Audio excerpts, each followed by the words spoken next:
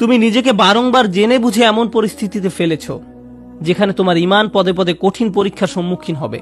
এখানে জিনিসটা বোঝার চেষ্টা করুন, ঈমানের জন্য ক্ষতিকর হবে জেনেও আপনি বারবার নিজেকে এমন পরিবেশের সম্মুখীন করেছেন এবং নিজেকে বুঝিয়েছেন আমি এটা সামলে নিতে পারবো।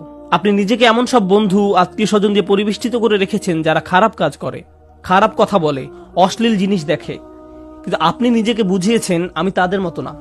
আপনি বারবার ওই সব পরিবেশে যেতেন, আপনি এমন সব আড্ডায়, জায়গায়, পরিস্থিতিতে দিনের পর দিন, মাসের পর মাস, বছরের পর বছর মিশেছেন। আপনি নিজেকে প্রবোধ দিয়েছেন এইসব আমার উপরে কোনো প্রভাব ফেলবে না, সবাইকে প্রভাবিত করলেও আমাকে করবে না। এমনিতেই তারা ঈমান হারা হয়ে যায়নি। ঈমান ধ্বংসের প্রথম ধাপটি হচ্ছে অসৎসঙ্গ। তারা নিজেদেরকে সন্দেহজনক পরিস্থিতিতে ফেলে রাখত আর তারা ভাবতো এতে তাদের উপর কোনো প্রভাবই ফেলবে না। আমি একটি হালকা উদাহরণ দিব, আশা করি পয়েন্টটা আপনারা বুঝতে পারবেন।